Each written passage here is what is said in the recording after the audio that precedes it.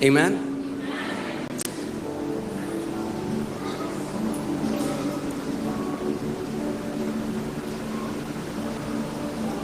जब हाल में हम बताने लगे कि परमेश्वर चंगा करता है, परमेश्वर बीमार नहीं करता, पूरा हमारा इनबॉक्स भर गया अटैक से, क्रिश्चियन से। When we started, गलत शिक्षा है, परमेश्वर ये देखो ये स्क्रिप्चर, ये देखो ये स्क्रिप्चर, परमेश्वर बीमारी भी देता है। when we started talking about the goodness of God and how God does not give sicknesses but He heals, our inbox was filled with so many hate messages, people saying, no, you're wrong, you're giving wrong teaching, this is wrong teaching. See, look at this word, God gives sickness. मैं धन्यवाद करता हूँ, आज पवित्र आत्मा ने मुझे permission दी कि मैं अब शेयर कर सकता हूँ। I thank the Lord that Holy Spirit allowed me today, permitted me to share this. John 16 verses 12 to 13. यूहन्ना 16 उसका 12 और 13. Jesus saying, I still have many things to say to you, but you cannot bear them now. यीशु ने कहा, मुझे तुमसे और भी बहुत सी बातें कहनी हैं, पर तुम अभी उन्हें सह नहीं सकते। ध्यान से सुनिए, यीशु मसीह के चेले उसके सामने हैं, अगर उससे उनको कुछ सत्य बताना है तो बता दे अभी। Hear carefully, the disciples of Jesus are before him, and if he has to tell them any truth, he can tell them now. यानी अगर आप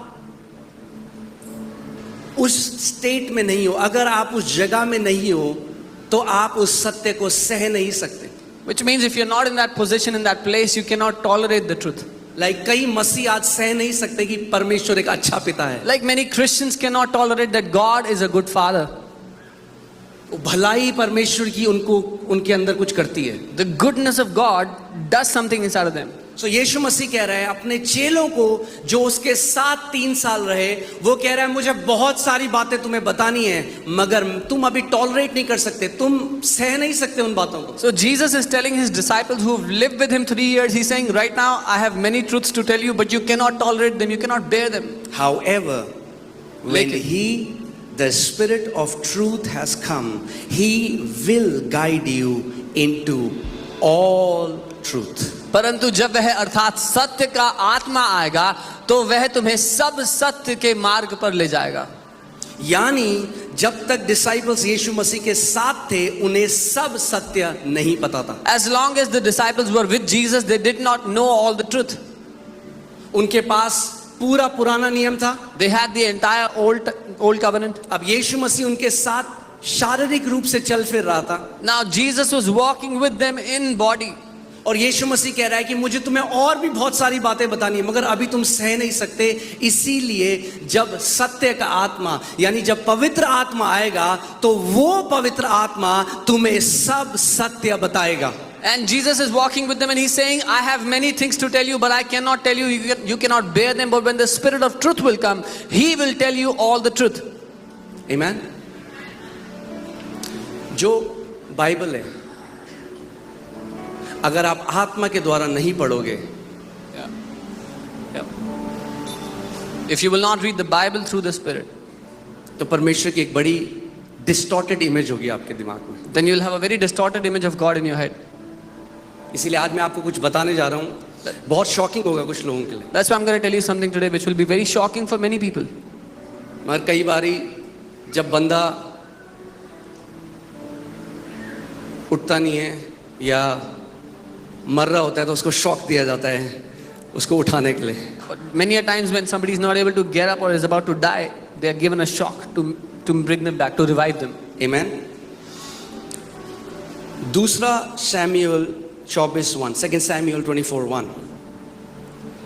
Again the anger of the Lord was aroused against Israel, and he moved David against them to say, go number Israel and Judah. और यहोवा का कोप इजराइलियों पर फिर भड़का और उसने दाऊद को इनकी हानि के लिए यह कहकर उभारा कि इजराइल और यहूदा की गिनती लो। So come on, talk to me. मुझसे बात करिए और मुझे बताइए किसने दाऊद को बोला इजराइल की गिनती करने के लिए? Tell me who told David to go and जोर count? से बोलो, किसने बोला?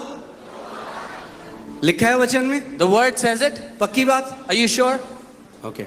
आप पहला क्रॉनिकल 21:1 देखो। First chronicles 21:1। पहला इतिहास 21 उसका 1।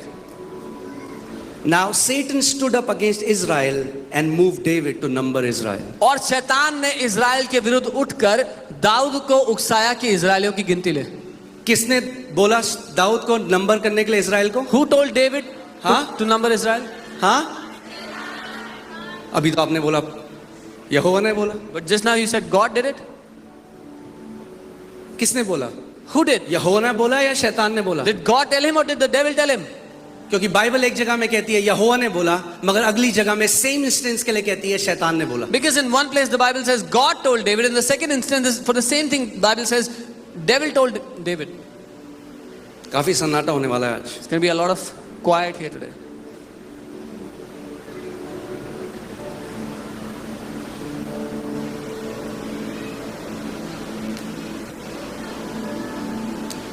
कई लोग हमारे पास ना सिंपल एक स्क्रिप्चर भेजते हैं, ये लिखा है मैं ही मारता हूँ मैं ही जलता हूँ. आउट ऑफ कॉन्टेक्स्ट स्क्रिप्चर मत भेजो और फिर हमें बोलते हैं कि बाइबल पढ़ो पहले. आज पढ़ते हैं अच्छे से. Many people send us scriptures out of context, out of reference, and they say go and read your Bible first. Don't send us scriptures without a context. Bible के अंदर बहुत सारी आवाजें हैं. There are many voices in the Bible. Many voices. अलग अलग परमेश्वर की आवाज है, There's the voice of God, शैतान की आवाज है, the voice of the devil, इंसानों की आवाज है, voice of people, एक गधे की भी आवाज है, and there's even a voice of a donkey, स्वर्गदूतों की आवाज है, the voice of angels, दुष्ट आत्माओं की आवाज है. the voice of demons. एक स्क्रिप्चर लेकर मत बना दो उसको परमेश्वर की आवाज. Don't take one scripture and make it the voice of God. आत्मा से जब आप परिपूर्ण होकर वचन पढ़ोगे तो पता चलेगा कि वचन क्या कह रहा है. When you will read the Bible being filled with the Spirit, you will understand what the word is मैं saying. एक वचन लेकर, चलो ठीक है, मैं एक वचन लेता हूं. Fine, I'll take one word. यिर्मयाह 20:7, Jeremiah 27, 20 का 7, 20वें चैप्टर का 7वां verse. O Lord, thou hast deceived me and I was deceived. हे यहोवा तूने मुझे धोखा दिया और मैंने धोखा खाया. क्या कह रहा है वचन? What is the word saying? कि यहोवा तूने क्या किया मुझे? Lord, you have क्या deceived लिखा me. है ये? Does the Bible say this? तो कोई भी व्यक्ति आके आपको बोल सकता है यहोवा धोखा देने वाला है. So- देखो उसने धोखा दिया. Anyone can come to you and say, see, God is a deceiver. He deceived Jeremiah. वचन में लिखा है. The word says it. Jeremiah एक प्रॉफिट बोल रहा है, Jeremiah, a prophet, is teaching this. कह रहा है तूने मुझे धोखा दिया. He said, you deceived me, God.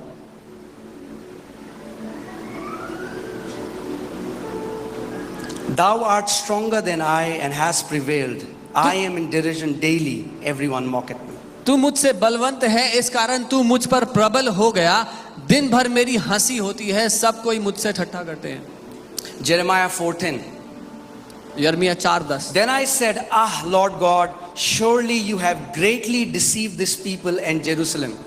तब मैंने कहा, हाय प्रभु यहोवा, तूने तो यह कहकर कि तुमको शांति मिलेगी, निश्चय अपने इस प्रजा को और यरूशलेम को भी बड़ा धोखा दिया है. Not only Jeremiah is saying you have deceived me, he said you have deceived the entire Jerusalem. यिर्मयाह सिर्फ यही नहीं कह रहा प्रभु तूने मुझे धोखा दिया, वो कह रहा है तूने पूरे यरूशलेम और यहूदा को भी बड़ा अब धोखा दिया मैं है. ये आयत आउट ऑफ कॉन्टेक्स्ट ले सकता हूं और आपको बोल सकता हूं आप क्यों मान रहे हो यीशु मसीह में तो धोखा देने वाला परमेश्वर. Now I can take this scripture out of context and I said, why do you believe in Jesus? He's a deceiver. जैसे कई क्रिश्चियंस आज आउट ऑफ कॉन्टेक्स्ट एक स्क्रिप्चर लेते हैं Just as और पिता को नहीं जानते. Just as many Christians take the word out of context and when they do not know the Father. Are you guys getting what I'm saying? समझ रहे हैं मैं कह रहा हूँ? परमेश्वर ने बाइबल में अलाउ करा बहुत सारी वॉइसेस को. God has allowed many voices to be captured in This the is Bible. what Jeremiah feels. ये यिर्मयाह को लगता है. This is not the truth. ये सत्य नहीं है. This is what he feels. ऐसा यिर्मयाह को लग रहा था. Like Job felt that you give and you take away. जैसे अयूब को लग रहा था कि परमेश्वर ही देता है और परमेश्वर ही छीन तूने लेता दिया है. और तूने ले लिया. You gave and you took away. Amen. देखिए Job 38 में परमेश्वर उसको क्या बात बोल रहा है. Now look at Job 38. What God Then is the telling Lord him. answered Job out of the whirlwind and said, Who is this who darkens counsel by words without knowledge? Job 38, 1-2. Ayub उसका 38वां अध्याय. क्या लिखा है? यहोवा ने अय्यूब को आंधी में से उत्तर दिया. वर्स 2. यह कौन है जो अज्ञानता की बातें कहकर युक्ति को बिगाड़ना चाहता है? Who is this who